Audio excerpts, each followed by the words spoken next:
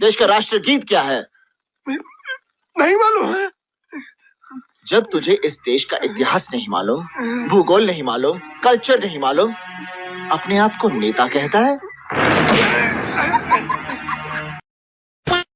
बड़ी बड़ी बातें कर रहे हैं। ये सरकार कह रही है कि ये कानून हम मुसलमानों के भले के लिए आ रहे हैं। जब मैं आपसे सुनता हूं तो मुझे लगता है कपिल शर्मा कॉमेडी सर्कस में बोल रहा है। वो गैम्बो खुश हो। आप मुसलमानों का भला कर रहे हैं, आप मुसलमानों का भला कर रहे हैं। दोनों सदन में एक भी सदस्य, दोनों सदन में सिर्फ एक सदस्य गुलाम अली को छोड़ के एक भी सदस्य आपका मुसलमान नहीं है। आप मुसलमानों का भला कर रहे हैं। जिंदगी चाहते हो तो हमसे बचकर रहना। जहां नींबू नहीं जाता वहां नारियल घुसड़ देते हैं। दो नेता अपने घरों में आपने बैठा दिया, मुख्तार अब्बास नकवी, शाहनवाज हुसैन, दोनों की राजनीति आपने खत्म कर दी। आप मुसलमानों का भला कर रहे हैं, आप मुसलमानों का भला कर रहे हैं। ये झूठ है, झूठ है, झूठ है। आप मुसलमानों का भला कर रहे हैं। अरे सुनना सीखो, धार्मिक संपत्तियों को कब्जा करने की एक कोशिश है।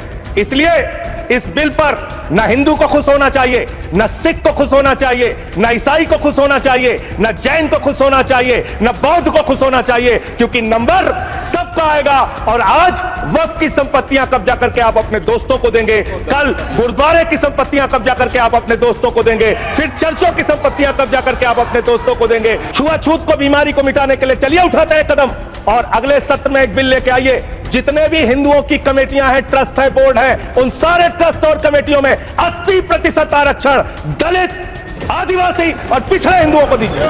ये चीजें देखता हूं, मन को इतना संतोष होता है। मैं समर्थन करूंगा आपका, माला पहनाऊंगा आपको। आप पिछड़ों का भला करने की बात करते हैं, आप दलितों का भला करने की बात करते हैं। आपकी मातृ संस्था आरएसएस 100 साल तक आपने एक भी दलित, पिछड़ा और आदिवासी, एक भी महिला को आज तक आरएसएस का प्रमुख नहीं बनाया। मुझे कुछ याद नहीं आ रहा। सोचो, अपने दिमाग पर सोच डालो। मुझे कुछ याद नहीं आ रहा, मुझे कुछ याद नहीं आ रहा। आप दलितों और पिछड़ों और आदिवासियों की और किसी गलतफहमी में मत रहिए। आपको लोकसभा के चुनाव में मात्र 36% वोट मिला है। इस देश की 64% आबादी आज भी आपके खिलाफ है, आज भी आपके खिलाफ खड़ी है। किसी गलतफहमी में मत रहिए। बड़ी बड़ी सत्ता उखड़ गई और चली गई। आप तो वो लोग हैं जिन्होंने प्रभु श्री राम के मंदिर में भी घोटाला किया। मान्यवर, प्रभु श्री राम के मंदिर के जो कुछ तो कर रहा है ठीक नहीं कर रहा है। I don't like this. जमीन में घोटाला किया, मैं कागज दूंगा सर, मैं कागज दूंगा।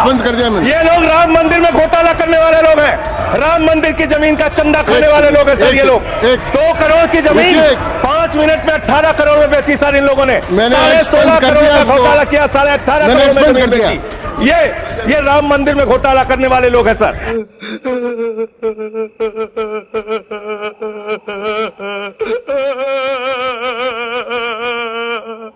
मान्यवर, अरे प्रभु श्री राम के नाम का पैसा खाते हो तुम लोग। अरे बैठ जाओ, राम मंदिर का पैसा खाते हो। अरे राम मंदिर में घोटाला करते बैठो। अरे राम मंदिर का चंदा खाते हो। अरे चंदा चोरो बैठो। क्या मजाक है क्या? जैसे उदय प्रताप जी की चंद पंक्तियों से अपनी बात शुरू करूंगा। न मेरा है न तेरा है, ये हिंदुस्तान सबका है। नहीं समझी गई ये बात तो नुकसान सबका है। कैसी रही? वो तो बेटा आने वाला वक्त ही बताएगा कि कैसी रही।